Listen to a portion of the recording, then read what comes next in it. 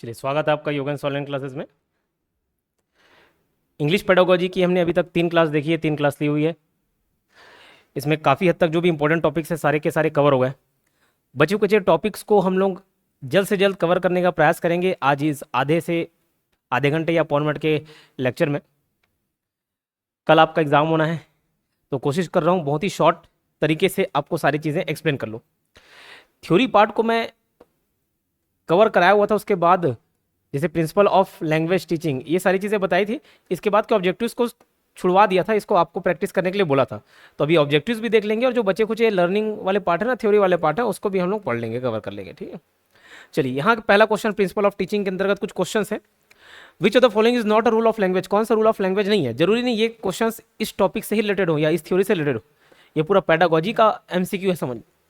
Which of the following is not a rule of language? तो phonology, morphology, semantics ये सब तो हम देखे हुए हैं। फोनोलॉजीज कोई स्टडी ऑफ साउंड हो गया, स्टडी ऑफ वर्ड स्ट्रक्चर हो गया, स्टडी ऑफ रूल्स हो गए, ये सारी चीज़ें देखी। फॉर्मलिज्म कहीं पे भी नहीं देखे। इसका आंसर क्या हो जाएगा? कौन सा लैंग्वेज का रूल नहीं है? फॉर्मलिज्म रूल नहीं है। पहले का आंसर क्या है? डी।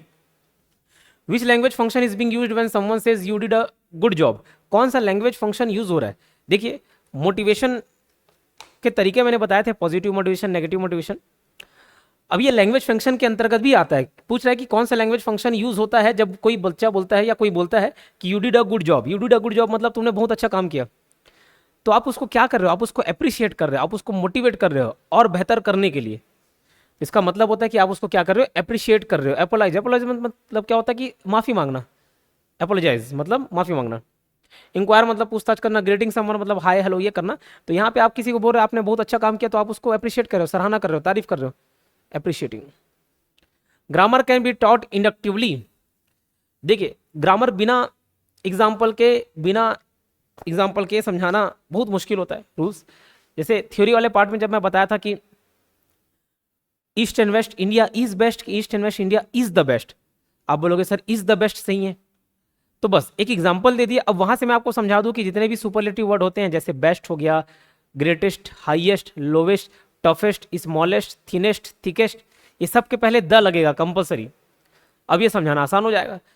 तो grammar can be taught by giving examples to derive rules. तो रूल के साथ अगर हम उस एग्जाम्पल्स को दें, रूल्स को एग्जाम्पल के साथ मर्ज करें, तो ज़्यादा बेहतर तरीके से समझा पाएंगे।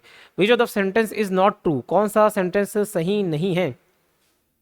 तो देखिए, क्वेश्चन है to communicate and the store information. क्या बोल रहा है कि children use language as a tool. हाँ, बच्चा एक लैंग्वेज को, एक भाषा को एक टूल के रूप में उपयोग करता है।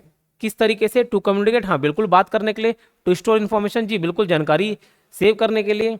To maintain their relation with the society, जी बिल्कुल समाज में उठने बैठने के लिए भाषा तो आवश्यक है, नहीं तो आप कैसे बात करोगे? तो रिलेशन मेंटेन करने के लिए भी। To understand apply the words and sentence and generate new ideas, जी बिल्कुल। लास्ट का ये आंसर नहीं होगा। कौन सा गलत है पूछा है, कौन सा नॉट ट्रू, गलत है, तो लास्ट वाला गलत है। टू अंडरस्टैंड पैरालिंग्विस्टिक कम्युनिकेशन, ये एक ऊंचे स्तर पे होता है। शुरुआती तौर पे बच्चे भाषा सीखे तो कम से कम बोलना सीखे, पढ़ना सीखे, सुनना सीखे। पैरालिंग्विस्टिक कम्युनिकेशन क्या होता है? चीज़ों को समझना। मैं एक सेंटेंस बोलूं लेकिन उस सेंटेंस के पीछे बहुत सारे अर्थ हो सकते हैं। कोई पूछेगा कि आप कैसे हो, हाउ आर यू, मैं बोलूंगा आई एम फाइन, मैं ठीक हूं, लेकिन वो मैं ठीक हुआ का रिप्लाई भी अलग अलग प्रकार का हो सकता है। आप कैसे सर? अरे मैं बहुत अच्छा हूं, मैं अच्छा हूं, ये थोड़ा एनर्जेटिक वे में बोला, मतलब मैं सच में अच्छा हूं। लेकिन पूछे सर कैसे हो, अच्छा हूं यार, ठीक हूं, ये सैड में, तो मैं भले वही सेंटेंस को दोहराया कि मैं अच्छा हूं, लेकिन मैं अच्छा नहीं हूं। ठीक, समझ आई बात? तो इस टोन को समझना, इस वॉल्यूम को समझना, पिच को समझना पैरालिंग्विस्टिक कम्युनिकेशन के अंतर्गत आता है।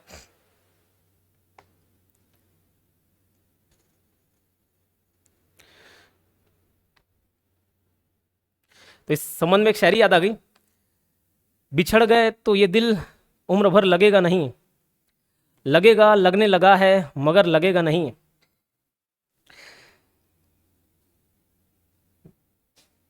तो वैसे ही मैं अगर बोल दूं मैं ठीक हूं, तो उसके दो अर्थ हो सकते हैं, मैं वाकई ठीक हूं या मैं ठीक नहीं हूं। तो पैरालिंग्विस्टिक कम्युनिकेशन में वही चीजें सीखी जाती हैं। इंपॉर्टेंस ऑफ लर्निंग स्किल्स, तो ये क्यों इंपॉर्टेंट था, इसको तो देख लिए थे, थ्योरी पार्ट ये कवर कर चुके थे। इसका एमसीक्यू बचा हुआ है, देखो। Choose the correct answer for the strategy you follow to understand and answer an unseen passage. ठीक, स्ट्रेटजी की बात कर रहा है। जब आप कोई अनसीन पैसेज देखते हैं, कॉम्प्रिहेंसिव वाला पार्ट है, एक लंबा चौड़ा पैराग्राफ दे देगा, 4-5 नीचे ऑब्जेक्टिव्स पूछेगा और उसके आंसर्स आपको देने होते हैं। तो बेस्ट स्ट्रेटजी जो आपको भी फॉलो करना होगा अगर आप एग्जाम दिलाओगे तो, सबसे पहले पूरा पैसेज लाइन से पढ़ोगे, फिर क्वेश्चन में आओगे। तो ये पुराना मेथड है, इम्प्रैक्टिकल मेथड है, जो काम नहीं आता, बहुत ज़्यादा टाइम कंज्यूमिंग है।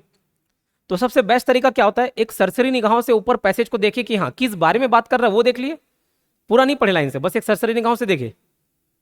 और नीचे के 5-6 जो भी ऑब्जेक्टिव्स आपको दिए होंगे उन क्वेश्चंस को एक बार पढ़ लिए और उनसे कीवर्ड इलेक्ट कर लिए। मान के चलो किसी रोहन के बारे में पूछा है, तो जब अब हम पैसेज पढ़ेंगे ना तो रोहन वर्ड को ढूंढेंगे, उस कीवर्ड को ढूंढेंगे। तो ये बहुत अच्छा तरीका है। तो बोल रहा है स्कैन द एंटायर टेक्स्ट, जैसे मैंने बताया, एक बार सरसरी निगाहों से देख लिया, फोकस ऑन द क्वेश्चन और उसके कीवर्ड्स पे, find the main idea of the passage, जो कि आप ये जब स्कैन करोगे पूरे टेक्स्ट को तब उसको मिल जाएगा मेन आइडिया क्या है। हो सकता है पर्यावरण पर बात कर रहा हूँ, पेड़ काटने के ऊपर बात कर रहा हूँ, पेड़ नहीं काटना चाहिए ये बता रहा हूँ। तो ये सब चीज़ें किस पर बात कर रही है, पर्यावरण संबंधी है। तो ये ऑल ऑफ द अबव इसका आंसर होगा। When we learn a language we learn it through meaningful practice, practice कर करके हम कोई भाषा को सीखते हैं बोल बोल कर। Which of the following expression can be used for apologising to someone, जब माफी मांगना होता तो क्या बोलोगे, यू लुक लवली। किसी से माफी मांगना होगा तो उसको बोलोगे अरे आप खूबसूरत दिख रहे हो, ऐसा बोलोगे नहीं। गुड मॉर्निंग ये बोलोगे नहीं। नाइस टू मीट यू बोलोगे नहीं। आई एम सॉरी बोलोगे माफी मांगना। Which school of thought in the realm of English language learning see the error as a part of learning process. देखो ये कॉग्निटिविस्ट लोग देखते हैं लर्निंग का एक पार्ट माना जाता है गलतियां। जैसे बड़े अगर गलती करे बोलचाल की भाषा में, अगर बोले अंग्रेजी बोलने का प्रयास करे और गलती करे तो दूसरे लोग मजाक उड़ा देते हैं, और यही कारण होता है फिर वो झिझकता है, वो बोलने का प्रयास नहीं करता, वो उसको सीखने का प्रयास नहीं करता। लेकिन ठीक इसके विपरीत अगर कोई बच्चा, छोटा बच्चा तुतलाते हुए किसी चीज़ को बोलता है, उल्टा पुल्टा शब्द बोलता है, बट फिर भी हम उसको सराहते हैं, प्यार करते हैं, वो क्यूट लगता है और इसलिए वो जल्दी सीख जाता है। तो मेरे कॉग्निटिविस्ट लोग जो गलतियां होती है भाषा सीखने के दौरान उसको गलती ना मान के उसको एक शिक्षा का एक हिस्सा मानते हैं, लैंग्वेज लर्निंग का एक पार्ट मानते हैं उसको। ठीक, तो चौथे का आंसर है बी। पांचवा क्वेश्चन देखते हैं। Roshan can speak English and Telugu, while speaking in English he sometimes uses the words of Telugu. इसको क्या बोलते हैं, code mixing, code switching, influence of mother tongue, personal language habit. ये कहलाता है कोड मिक्सिंग। एक रियल लाइफ इंसिडेंस बताता हूं आपको। एक बार अच्छा ऐसी फॉर्मल शर्ट पहने, फॉर्मल पैंट पहने और फॉर्मल शूज़ पहने थे। अब फॉर्मल शूज़ के जो सोल रहते हैं बहुत ज़्यादा टाइट रहते हैं एज़ कम्पेयर टू जो स्पोर्ट्स शूज़ रहते हैं। तो मतलब किसी के पैर में अगर वो चढ़ गया फॉर्मल शूज़ तो तकलीफ होता है। तो ऐसे ही फॉर्मल पूरा गेटअप के साथ एक बार मैं बस में ट्रैवल कर रहा था। बस में बहुत भीड़, बैठने के लिए जगह नहीं, तो पहले से कई लोग ऐसे लटक के जा ही रहे थे उसमें, बस में, उसमें मैं भी चढ़ गया। अब चढ़ते चढ़ते आगे बढ़ते बढ़ते एक महिला के पैर को मैं खून दिया और वो महिला पहनी थी बिछिया। तो फिर वो बकना चालू की और तब मालूम चला कि अच्छा छत्तीसगढ़िया में इतने सारे गाली होते हैं। मतलब मैं तो रोगा और एक आध दो और गाली के अलावा सुने नहीं थे, बट वो इतना सारा गाली दी तब अलग वोकैबुलरी मिल गया मेरे को। तो वो क्या बोल के गाली बकना चालू की, मोर गोड़ में ते अपन पैर ला रख दे। मतलब एक जगह हो गया गोड़, एक हो गया पैर, तो हिंदी और छत्तीसगढ़ी मिक्स कर दिया। ये प्रोसेस क्या कहलाता है, ये जो गलती क्या कहलाती है, कोड मिक्सिंग कहलाती है। हिंदी में तेलुगु घुसा दिए, तेलुगु में हिंदी घुसा दिए, हिंदी में छत्तीसगढ़ी घुसा दिए, कहीं भी कुछ भी घुसा दे रहे हो, ये क्या है, code mixing. And naturalistic language sample can be obtained by interacting with the student while playing a game और हैविंग अ कन्वर्सेशन। ये नेचुरलिस्टिक लैंग्वेज सैंपल क्या है, मतलब एक बच्चा कैसे बोलता है, फ्रीली कैसे बोलता है, रियल लाइफ सिचुएशन में कैसे बोलता है, ये नेचुरलिस्टिक लैंग्वेज सैंपल कहलाता है। क्योंकि वो टीचर के सामने हो सकता है उसके मन में बहुत सारी बातें हो बोलने के लिए, लेकिन नहीं बोल पाए। तो बच्चा बोलता कैसे है, रियल लाइफ सिचुएशन को कैसे हैंडल करता है, वहां पे कैसे लैंग्वेज यूज करता है, उसको जानने का सबसे अच्छा तरीका है उससे नॉर्मल इनफॉर्मल वे में कम्युनिकेशन करो, या उसको देखो कि दोस्तों के साथ कैसे बातचीत करता है, खेलते हुए कैसे बात करता है, कैसे दूसरे से के साथ कम्युनिकेट करता है, ये जज करें तब वो नेचुरल सैंपल कहलाएगा, नेचुरल लैंग्वेज सैंपल। ठीक, तो छठवें का आंसर क्या है, सी, रजिस्टर। अब ये देखो register in the language teaching context mean, ये चार ऑप्शन दिए थे, ये आपके पूछे गए क्वेश्चन से, प्रीवियस ईयर के क्वेश्चन से। इसका आंसर लिया the type of language formal या informal that is used in a piece of writing. ये ऑप्शन ऐसे ही दिया हुआ था, ऐसी गलती किया हुआ है। लेकिन 4 ऑप्शन में से वही ठीक जम रहा है। बट रजिस्टर का एक्चुअल मतलब क्या होता है? रजिस्टर का एक्चुअल मतलब होता है कि सिचुएशन के हिसाब से भाषा का प्रयोग करना, सिचुएशन के हिसाब से भाषा का प्रयोग करना।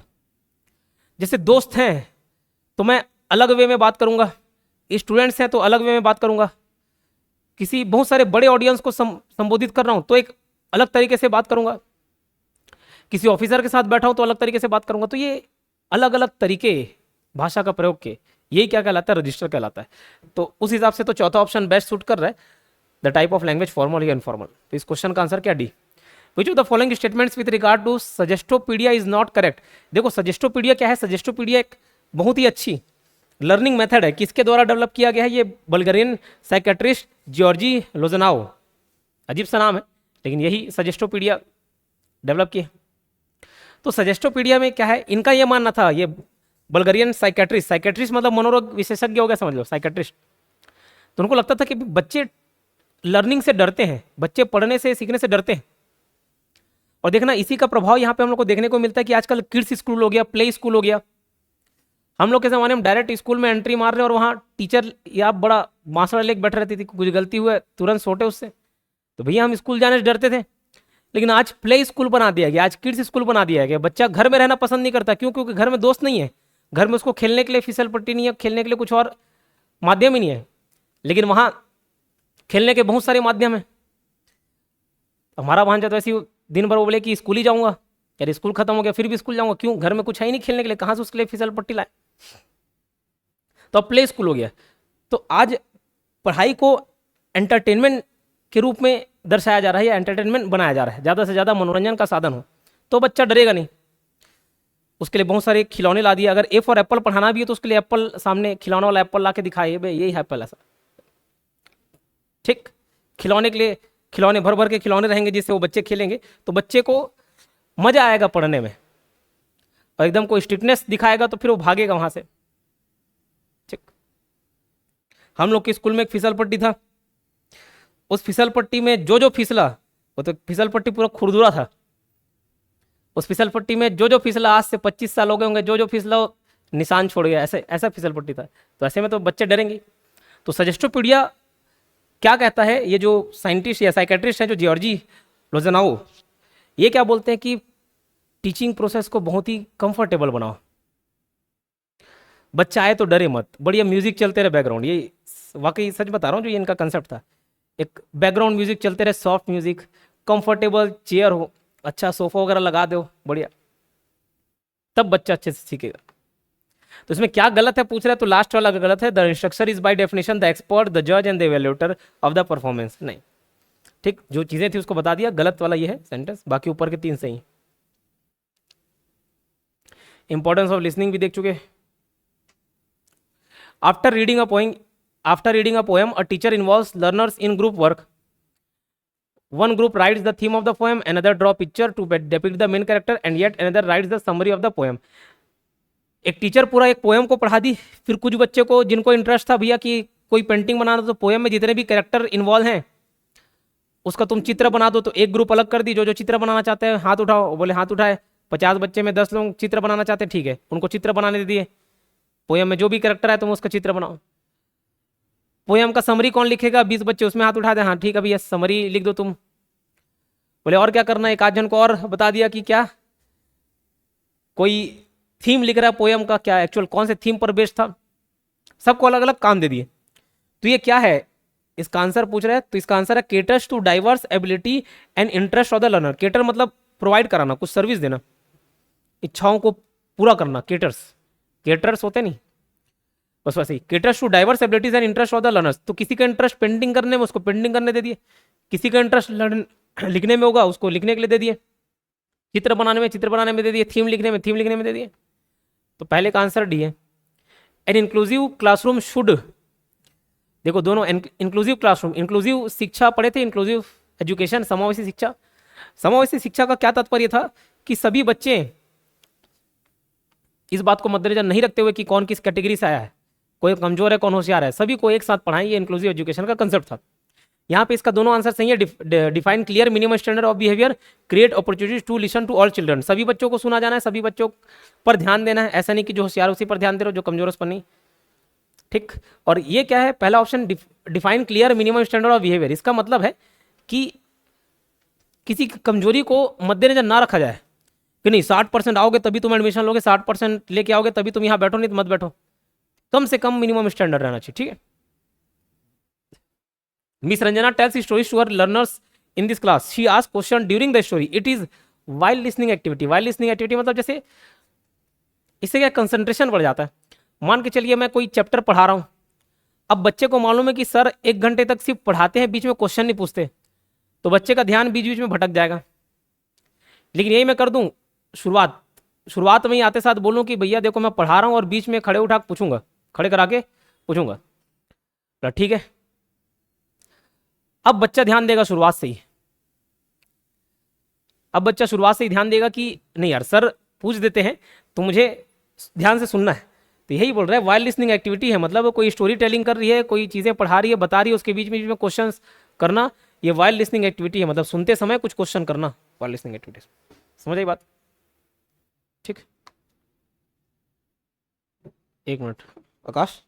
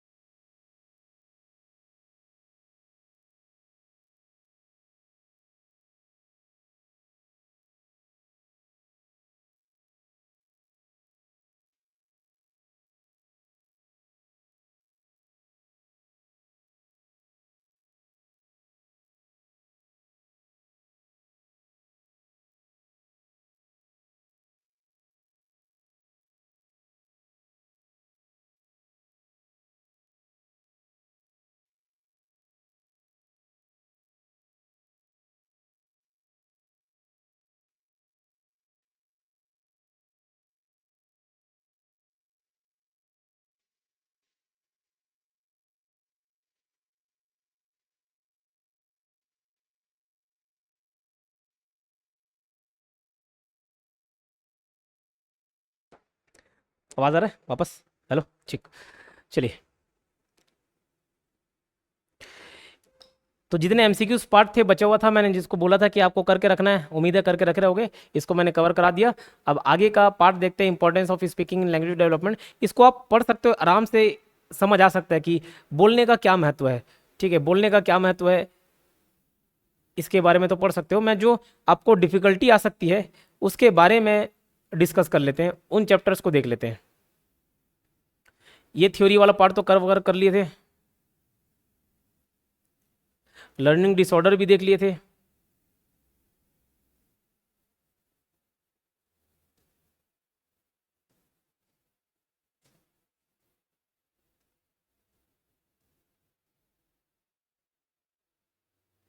Language skill. ध्यान रखिए 4 प्रकार के बेसिक लैंग्वेज स्किल है। लैंग्वेज स्किल मतलब केवल और केवल बोलना नहीं, केवल और केवल लिखना नहीं, केवल और केवल सुनना नहीं, केवल और केवल पढ़ना नहीं, इन चारों स्किल्स का कॉम्बिनेशन लैंग्वेज स्किल है।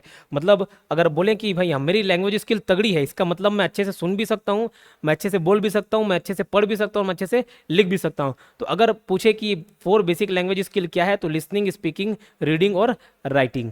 लिखना तो ऐसे लिखना कि जो दूसरे भी मौलिक विचार झलके आपकी बातों में। जैसे एग्जाम्स होता है, पीएससी के मेंस एग्जाम होते हैं, ऐसा लेटर लिखने को बोला जाता है, ऐसे या फिर लेटर कोई भी एक टॉपिक दे देगा, 100 बच्चे अगर ऐसे लिखें तो 100 बच्चों में सभी बच्चों का ऐसे अलग दिखेगा।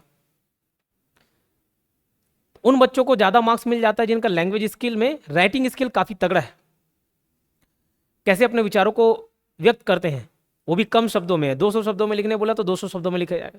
तो राइटिंग स्किल तगड़ा होना चाहिए, पढ़ने का तरीका अच्छा होना चाहिए, बोलने का तरीका अच्छा होना चाहिए, फ्लुएंसी होनी चाहिए, लिसनिंग स्किल भी तगड़ी होनी चाहिए, अच्छी होनी चाहिए। लिसनिंग स्किल में भी, क्योंकि जब तक आप सुनोगे नहीं तब तक आप अच्छे से बोल नहीं पाओगे। क्लियर? रीडिंग स्किल भी देखिए, जैसे मैं बच्चों लोगों को बोलता हूँ कि भैया पहली बार तो अच्छा मन भर के पढ़ लेना, रट लेना, हर एक चीज को याद कर लेना, लेकिन जब दूसरे बार भी पढ़ने में आप उतना समय लगाओगे तो कहीं ना कहीं आप टाइम वेस्ट कर रहे हो। एग्जाम टाइम में आपकी रीडिंग कैसी होनी चाहिए, एकदम सरसरी निगाहों से होनी चाहिए, ऐसे एक एक लाइन एकदम स्पीड से पढ़े, तब रटने नहीं बैठना आपको। और एकदम एग्जाम के 1 घंटे 2 घंटे 3 घंटे पहले तो सिर्फ ऐसे चिट्ठी जैसे ऐसे पढ़ के फेंकना है आपको किताब को, ठीक है। तो ये बस 4 पॉइंट्स को याद रखिएगा, लिसनिंग, राइटिंग, रीडिंग, स्पीकिंग। हम बात करते हैं इवैल्यूएशन पर। इवैल्यूएशन वाले टॉपिक को समझना जरूरी है। इवैल्यूएशन, मूल्यांकन। आप बस पढ़ रहे हो पढ़ रहे हो पढ़ रहे हो, मैं आपको टेस्ट सीरीज दिलाने क्यों बोलता हूँ, ऑब्जेक्टिव सॉल्व करने क्यों बोलता हूँ, क्योंकि तभी आपकी वास्तविक स्थिति मालूम चलती है।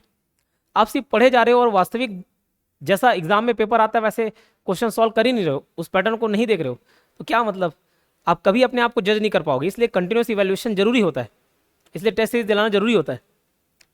तो इवैल्यूएशन भी क्या है कि आप कितना क्या पढ़ाई किए, उसका रिजल्ट क्या है, ठीक। तो ये इवैल्यूएशन है। अब इवैल्यूएशन में इंपॉर्टेंस ऑफ इवैल्यूएशन क्या है, टू चेक, क्या चेक करने के लिए, चीक हो गया वो चेक है, चेक करने के लिए, अपने आप को चेक करने के लिए कि आप किस लेवल पे हो, कितने पानी में हो। Evaluation helps the teacher to know whether the teaching methodology adopted was successful और नॉट। जी बिल्कुल। अब जैसे मैं ही आपको कोई चीज पढ़ा रहा हूँ, 10 बच्चे को मैंने कोई टॉपिक पढ़ाया, 10 बच्चों को मैथ्स पढ़ाया और 10 के 10 बच्चे ने मैथ्स में अच्छा परफॉर्म नहीं किया, तो अब मैं टेस्ट लूंगा। अब टेस्ट लूंगा तो बच्चों का परफॉर्मेंस भी मुझे समझ आएगा और वहां से मुझे मेरा परफॉर्मेंस भी समझ आएगा। क्यों? अगर 10 में 5 बच्चे अच्छे परफॉर्म कर रहे हैं, 5 नहीं, तो मैं ये मान सकता हूँ कि 5 बच्चों को समझ आया, 5 बच्चे अपने कंसंट्रेशन की वजह से या कुछ छोटी मोटी गलतियों की वजह से मैथ्स नहीं बना पाएंगे। लेकिन 10 के 10 गलती करें तो कहीं ना कहीं उनके लर्निंग पे भी सवाल पैदा होगा और मेरे टीचिंग पे भी। तो कहीं ना कहीं मुझे टीचिंग मेथोडोलॉजी अपनी चेंज करनी होगी टू जनरेट एन आइडिया। उससे आइडिया मिल जाएगा कि अगर कोई बच्चा वीक है तो क्यों वीक है, उसको कैसे पढ़ाएं, कैसे उसको मैथ्स में बाकी लोगों के बराबर मार्क्स लेके आए, वो एक आइडिया मिल जाएगा। डिसीजन मेकिंग, वही निर्णय लेने में हेल्प करेगा कि भैया अब इससे मैथ्स नहीं बन रहा है, फिर भी इसको एग्जाम क्रैक करवाना ही है, तो ठीक है, मैथ्स में कितना मार्क्स आ रहा है, अच्छा 4-5 बाकी मार्क्स से, बाकी लोगों से कम आ रहा है, ठीक, हम दूसरे सब्जेक्ट में मेहनत कर लेंगे। इस प्रकार के निर्णय बनाने में, स्ट्रेटेजी बनाने में हेल्प करेगा to improve achievement. Step of evaluation, basic time to time आप टेस्ट लेंगे, ये सारी चीज़ें, उसके बिहेवियर चेंज को मेजर करेंगे, पहले वो कैसे बात करता था, अभी कैसे बात करता है। अगर लैंग्वेज दृष्टि में देखा जाए तो पहले अंग्रेजी में कैसे बात करता था, बिल्कुल भी बात नहीं कर पाता था, अभी थोड़ा बहुत गलती के साथ बात तो कर पाता है। तो अगर उसके बिहेवियर चेंज को भी मैं मेजर करूँ, वो भी एक प्रकार का इवैल्यूएशन है। अब इवैल्यूएशन के टाइप अगर मैं देखूँ तो इसको याद रखना, स्कूल बेस्ड असेसमेंट, एसबीए का फुल फॉर्म याद रखिएगा, school based assessment. This form of assessment is perform at the school level by teachers and educator. जो पढ़ा रहा है वो असेसमेंट करता है, किसका करेगा, बच्चे का करेगा। It provides a good idea to teachers about what the children have learn, how they learn, what difficulties they face, what their interest are and so on. तो असेसमेंट किया जाएगा तो उससे क्या मालूम चलता है, it provides a good idea to teachers, क्या मालूम चलेगा, about what the children have learn, बच्चे क्या पढ़े हैं, कैसे पढ़े हैं, क्या डिफिकल्टी उनको आई है और उनका इंटरेस्ट किस में है, ये सारी जानकारी हमको मिलेगी। टाइप्स ऑफ असेसमेंट, 2 टाइप के असेसमेंट होते हैं, एक होता है फॉर्मेटिव और एक होता है समेटिव। फॉर्मेटिव असेसमेंट और समेटिव असेसमेंट। समेटिव असेसमेंट मतलब वो जो एक पर्टिकुलर टाइम पीरियड के लास्ट में किया जाए, जैसे हम लोग का क्वार्टरली एग्जाम होता था, हम लोगों का एनुअल एग्जाम होता था, हाफ ईयरली होते थे, तो एक सेशन के एंड में एग्जाम कंडक्ट कराया जा रहा है, यहाँ पे हम एनुअल एग्जाम मान के चल सकते हैं, समेटिव एग्जाम। अब इसमें सोचो, क्या एनुअल एग्जाम ही इवैल्यूएशन का एक अच्छा मेथड हो सकता है? नहीं, क्योंकि बच्चा पढ़ रहा है और अपना गलती कब चेक करेगा, डायरेक्ट साल के अंत में। अब गलती मालूम चल भी जाए तो उसको कहां से सुधार पाएंगे, अब तो वो नेक्स्ट क्लास में चले जाएगा। लेकिन ठीक इसके विपरीत अगर मैं हर हफ्ते टेस्ट कंडक्ट कराऊं और क्या गलती हो रहा है बच्चों से उसको मैं देखूं और उसको सुधारने का प्रयास करूं, तो हर हफ्ते, फिर हर महीने, फिर साल के आखिरी आते आते उसकी गलतियों में कितना सुधार हो चुका होगा। तो साल के अंत में टेस्ट लेना समेटिव असेसमेंट, और बैक टू बैक लगातार कंटिन्यूअसली टेस्ट लेना वो क्या होता है, फॉर्मेटिव असेसमेंट। ये 2 शब्द आप याद रखिएगा। सीसीई भी उसी, जो हमारा फॉर्मेटिव असेसमेंट है ना, उसी का एक प्रकार है, कंटिन्यूअस एंड कॉम्प्रिहेंसिव इवैल्यूएशन। इसमें 2 शब्द आएंगे, कंटिन्यूअस और कॉम्प्रिहेंसिव। तो कंटिन्यूअस इवैल्यूएशन कैसे, जैसे फॉर्मेटिव लिए हर हफ्ते, हर महीने, बीच बीच में एक चैप्टर के बाद ऐसे इवैल्यूएट करना, ऐसे टेस्ट कंडक्ट कराना, कंटिन्यूअस इवैल्यूएशन हो गया। और कॉम्प्रिहेंसिव का मतलब है कि सिर्फ ये नहीं देखना कि बच्चा सिर्फ पढ़ाई में अच्छा है कि नहीं, बाकी चीजें भी उसको देखी जाएंगी। जैसे हमारा बैच जब था 2011 का 10th क्लास, तो वहां पे फिर परसेंटेज सिस्टम को हटा के सीजीपीए वाला कंसेप्ट लेके आया, और उसमें यह था कि परसेंट तो ठीक है, एक बात की बात है, लेकिन उसके अलावा बच्चा स्कूल में कैसे बिहेव करता है, स्टेज में जाके कैसे परफॉर्म करता है, स्पोर्ट्स में कैसा है, एक्स्ट्रा करिकुलम एक्टिविटीज़ में कैसा है, ये सब के आधार पे भी उसका रिजल्ट डिसाइड किया जाएगा। तो उस संबंध में भी परफॉर्मेंस को इवेल्युएट किया जाता था। तो कंप्रिहेंशन मतलब सिर्फ पढ़ाई को लेकर नहीं। अच्छा, कोई बच्चा पढ़ लिया लेकिन यहाँ पे मैं आके बोल दूंगा कि तुम बाकी लोगों को पढ़ा दो, तो शायद नहीं बता पाए। लेकिन एक बच्चा हो सकता है उससे कम पढ़ा हो लेकिन उसको डिलीवर करने आता है, जितना भी पढ़ा है वो बाकी लोगों के सामने बेझिझक बोल दिया। तो बाकी सारी चीज़ों को भी चेक करना, इवेल्युएट करना, वो कंप्रिहेंसिव इवेल्युएशन कहलाता है। तो सीसीई का मतलब समझ गए? ठीक। Teaching aids, teaching aids, aids का मतलब होता है वो बीमारी वाला एड्स नहीं है, एड्स का मतलब वहाँ पे हेल्प का है। ठीक, एड मतलब हेल्प। तो टीचिंग एड्स पढ़ाते समय हम किन किन इंस्ट्रूमेंट्स का यूज ले सकते हैं? एक तो होता है ऑडियो एड्स। ऑडियो एड्स मतलब जिसमें सुनने संबंधी हो, सुनने वाला इंस्ट्रूमेंट, जैसे रेडियो हो गया, कोई रिकॉर्डर हो गया, टेप रिकॉर्डर हो गया, ग्रामोफोन हो गया, उसके हेल्प ले सकते हैं। जैसे बच्चों को प्रोनाउंसिएशन सिखाना है, तो प्रोनाउंसिएशन कैसे सिखा सकता हूँ मैं? किसी फॉरेनर के द्वारा बोला गया इंग्लिश उसको सुना दिए, कोई म्यूजिक सुना दिए, उसमें बहुत सारे वर्ड्स आएंगे, उसको कैसे प्रोनाउंस किया जाता है बच्चा सीख जाएगा। विजुअल एड्स, विजुअल मतलब जो दिखाई दे, ऑडियो मतलब जो सुनाई दे, विजुअल मतलब जो दिखाई दे। तो विजुअल एड्स में क्या कवर हो जाएंगे? जो भी जितने भी चीज़ें दिखाई दे रही हैं, जैसे ये बोर्ड हो गया, ब्लैक बोर्ड हो गया, स्मार्ट बोर्ड हो गया, ये सब दिखाई दे रहे हैं, तो ये विजुअल एड्स हो गए। टेक्स्ट बुक कैसा है? वो एक विजुअल एड्स है। ऑडियो विजुअल एड्स जिसमें दोनों का कॉम्बिनेशन हो, जैसे टीवी में सुनाई भी देगा, दिखाई भी देगा। तो इन सब का हेल्प ले सकते हैं हम लोग, किस पर्पस के लिए? बच्चों को ज़्यादा बेहतर अच्छे तरीके से समझा पाने के लिए। डायग्नोस्टिक टीचिंग क्या होता है? डायग्नोस्टिक मतलब क्या, या डायग्नोसिस मतलब क्या? जब आप डॉक्टर के पास जाते हो और डॉक्टर को बताओगे कि सर मेरे को बार बार बुखार आ जाता है, बार बार मेरा तबीयत खराब हो जाता है, तो पूरा डायग्नोसिस करेगा, डायग्नोस करेगा, मतलब बीमारी कैसे आ रही, क्यों आ रही, आपके खान पान का तरीका क्या है, कितने बजे सोते हो, कितने बजे उठते हो, पूरा ब्लड टेस्ट कराएगा। ये सब क्या कहता है? डायग्नोस करना। डायग्नोस का मतलब चेक करना, बीमारी का जड़ पता करना। तो डायग्नोस्टिक टीचिंग का क्या मतलब होता है? किसी एक बच्चे में ये देखना है कि वो अच्छा नहीं पढ़ पा रहा है तो क्यों नहीं पढ़ पा रहा है, किसी सब्जेक्ट में कमजोर है तो क्यों कमजोर है। तो ये सारी चीज़ों को जानना, फिर उसका उपाय बताना, उसके ऊपर काम करना, ये डायग्नोस्टिक टीचिंग है। क्लियर? चलिए, रेमेडियल टीचिंग, ये हमारा आखिरी टॉपिक है, रेमेडियल टीचिंग। और आपका इंग्लिश पढ़ा होगा जी, खत्म हो जाएगा।